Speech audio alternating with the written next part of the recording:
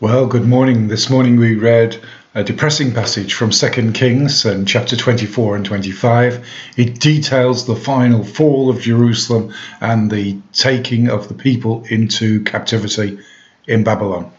Some people point to this passage and say it is evidence that the judgment of God trickles down the generations, because God says that one of the reasons they're being punished is because of the sins of Manasseh. Here is the current king's grandfather's sins. He shed so much innocent blood that he filled Jerusalem.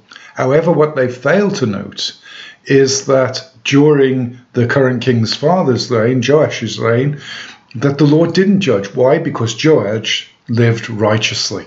Had Jeroboam also lived righteously, then the Lord would not have brought judgment in his lifetime too. But Jeroboam himself was disobedient to the Lord and in rebellion to God.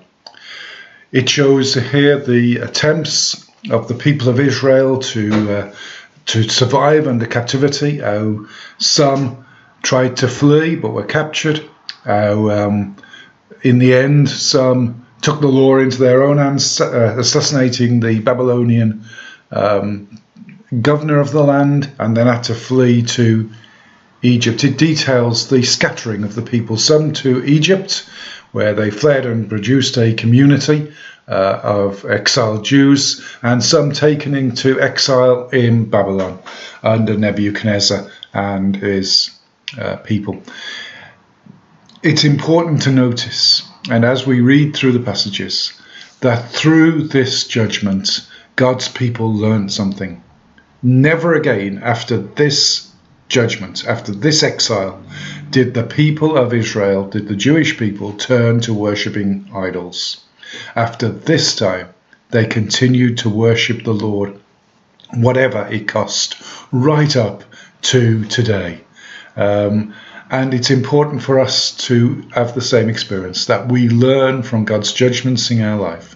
When God disciplines us, we learn the lessons and become obedient to Him. And so if God is disciplining you, if you're under the hand of God's judgment, learn from it and become obedient to Him.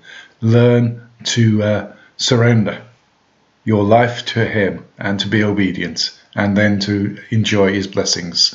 Because we see, even in captivity, at the end of this passage, we see even in captivity, the Lord began to bless them and prosper them and help them to succeed.